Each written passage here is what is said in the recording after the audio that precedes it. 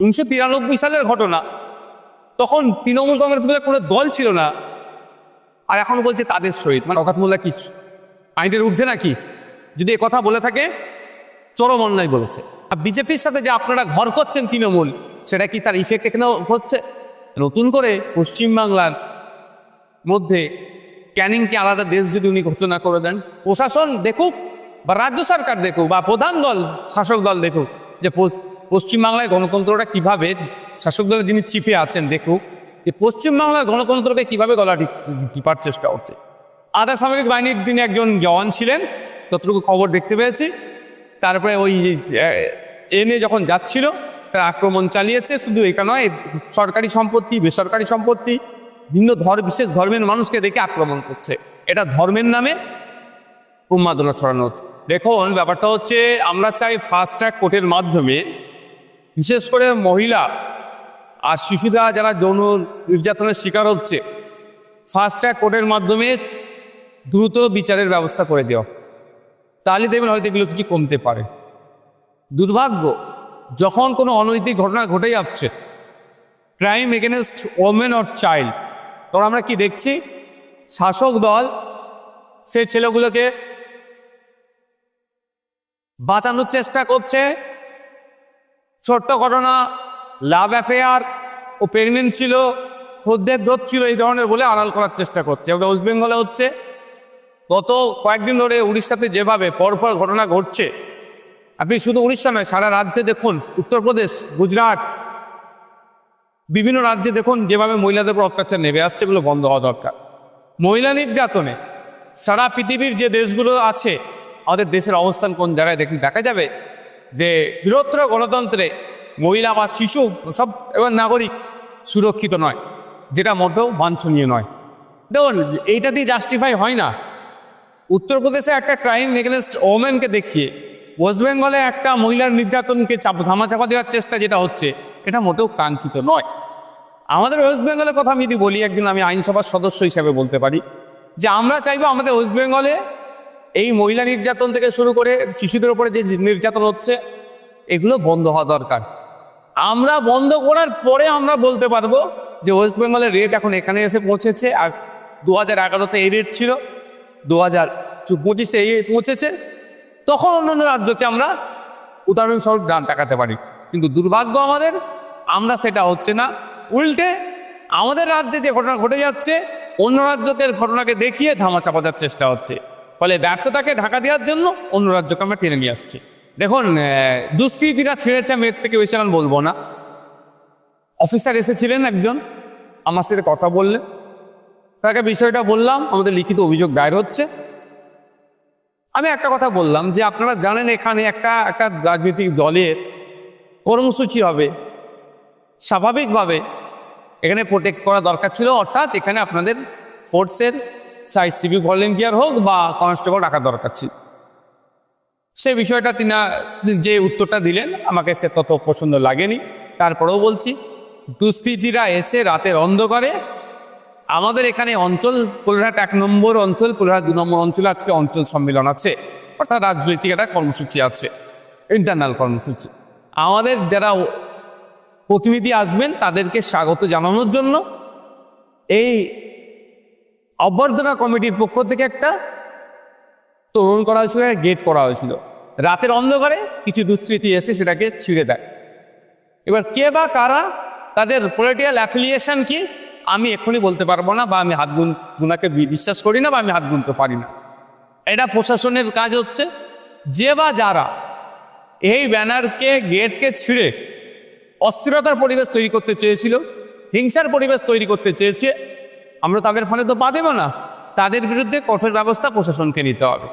এখানে এই প্রশাসন দেখুক বা রাজ্য সরকার দেখুক বা প্রধান দল শাসক দল দেখুক যে পশ্চিমবাংলায় গণতন্ত্রটা কিভাবে, শাসক দলের যিনি চিফে আছেন দেখুক যে পশ্চিমবাংলার গণতন্ত্রকে কিভাবে গলা টিপার চেষ্টা হচ্ছে।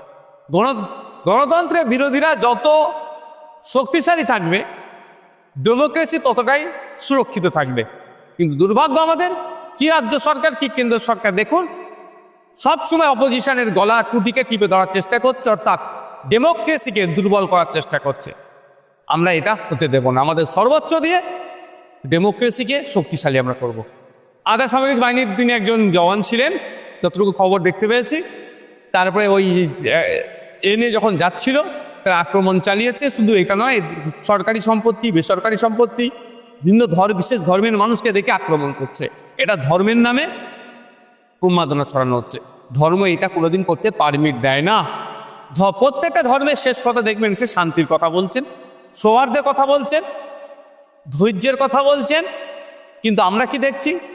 একটা বিশেষ ধর্মকে সামনে রেখে, বিশেষ পোশাককে সামনে রেখে যে বিশৃঙ্খলা ছড়াচ্ছে, সেটা তার ধর্ম যেমন পারমিট করে না, সংবিধানও পারমিট করে না। এখন দেখার বিষয় তাদের বিরুদ্ধে কি আইনত ব্যবস্থা নেয়। শওকত মোল্লা কি আইনের ঊর্ধ্বে নাকি? যদি এ কথা বলে থাকে, চরম অন্যায় বলেছে। যারা দোষ করেছে, ভারতের বর্ষের যে আইন বিচার ব্যবস্থা, কোর্ট আদালতের মাধ্যমে যদি আমি ফাঁসির দাবি চাইব, সর্বোচ্চ শাস্তির আমি দাবি চাইব, সেটা হোক। কিন্তু তাদের অর্জিত অর্থে যদি দোকান থেকে থাকে, জায়গা থেকে থাকে, আপনি কেড়ে নিতে পারেন। আপনি কি যোগী আদিত্যনাথের মতো বুল্ডুজারদের পক্ষে আসছে? না বিজেপির সাথে যে আপনারা ঘর করছেন তৃণমূল, সেটা কি তার ইফেক্ট এখানে হচ্ছে? মন পাওয়ার জন্য, পরিবারের মন পাওয়ার জন্য, ভাঙড়ের মানুষের মন পাওয়ার জন্য এই ধরনের অবাঞ্ছিত মন্তব্য করছে। এটা চরম অবাঞ্ছিত মন্তব্য। যে খুন করেছে তার সর্বোচ্চ শাস্তি হোক, এটা চাইব। কিন্তু তার সম্পত্তি অন্য কেউ কেড়ে নেবে, এটা হতে পারে না। এটা দেশের আইন পারমিট করে না। এবার শওকত মোল্লা সাহেব যে কথা বলছে, এর সাথে তৃণমূল কংগ্রেস সহমত কি কথার সাথে সহমত নয়। তৃণমূল কংগ্রেসের বড় নেতৃত্ব যারা আছে, হাইকমান্ড আছে, তাদেরকে আপনার একটু জিজ্ঞাসা করুন। প্রশাসনের সাথে কথা হলে এরকম আইন, আমি ভাই বিএনএসএস আমি যতটুকু পড়েছি, এই ধরনের কোনো জায়গায় বলা নাই কেউ খুন করলে তার জায়গা কেড়ে নিতে হবে। তাই নতুন করে পশ্চিমবাংলার মধ্যে ক্যানিংকে আলাদা দেশ যদি উনি ঘোষণা করে দেন, যে আলাদা দেশ ক্যানিং, এই আর ভাঙড়টা ওনার জন্য এখন যদি দায়িত্ব পেয়েছে, ভাঙড় হয়তো আলাদা দেশ আগামী দিনে ঘোষণা করবে। তাই ক্যানিংয়ের আলাদা সংবিধান, ক্যানিংয়ের আলাদা আইপিসি সিআরপিসির পরিবর্তে যে এখন বিএনএসএস করেছে, আলাদা করেছে, তাহলে ওনার যেটা আইনের বই আছেন, তো ওনার কাছে তাহলে আইনের বই এই ধরনের যদি উনি করে রাখেন, সেটা উনি বলুক। তবে এই ধরনের যদি করে থাকেন, উনি দেশের দিয়ে ছাড়া আর কিছু হতে পারেন না। এই খুনের সাথে যারা অ্যারেস্ট হয়েছে, এরা হয়তো খুন করেছে, আর যারা খুন করতে বলেছে তারা এখন অ্যারেস্ট হয়নি। দুটো কারণ, কেন খুন হয়েছে এটা খুঁজে বার করতে হবে, আর একটা হচ্ছে কারা খুন করার নির্দেশ দিল। আমি আবারও বলছি, শওকত সাহেব ওই দিনকে রেজ্জাক খাঁয়ের ডেড বডির সামনে গিয়ে দাঁড়িয়েছিল 10 তারিখ রাত্রিরে।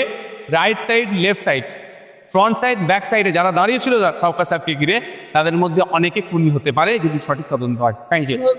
তাকিমুল সাহেব দেখছেন তার দলের ছোট বড় মেজর সেজর নেতারা নিরাপত্তা পেয়ে যাচ্ছে, তিনি কেন পাবেন না? চালিয়েছে। তবে যদি ওনার উপরে আক্রমণ হওয়ার কোনো সম্ভাবনা থাকে, প্রশাসনে অবশ্যই আশা করব তিনি এসবি আইবি যারা ডিআইবি আছে তারা দেখবেন থ্রেট কতটা আছে, নিরাপত্তা রক্ষী দেবে। তবে একটা কথা বলি, নিরাপত্তা রক্ষী দিয়ে সমস্যার সমাধান হয় না। কত নিরাপত্তা রক্ষী দেবে? কজনকে দেবে? ভাঙড়ের প্রত্যেকটা নেতা তো চাইবে, আইএসএফের প্রত্যেকটা নেতাকে তাহলে দিতে হবে। যাদেরকে এই গুন্ডামস্তানগুলোকে ধরে জেলের মধ্যে রেখে দিলে নিরাপত্তা রক্ষী দ্বারা প্রয়োজন বোধ হবে না। ভাঙড়ের চিরুনি তল্লাশি হোক, ক্যানিং পূর্বের চিরুনি তল্লাশি হোক, সেন্ট্রাল ফোর্স, স্টেট ফোর্স দিয়ে ওষুধ। আমি তো ভাঙড়ের বিধায়ক হিসাবে ভাঙড়ের মানুষের আমি শান্তি চাই, ভাঙড়ের মানুষ শান্তিতে থাকো, অবৈধ অস্ত্রশস্ত্র সব উদ্ধার হোক। Thank you. আরে পরীক্ষা পিছিয়ে দিচ্ছে, এটা মানবতা বিরোধী, শিক্ষা বিরোধীরা, এরা তো কোনোদিন শিক্ষা চায় না। এদের দলটা আলাদা।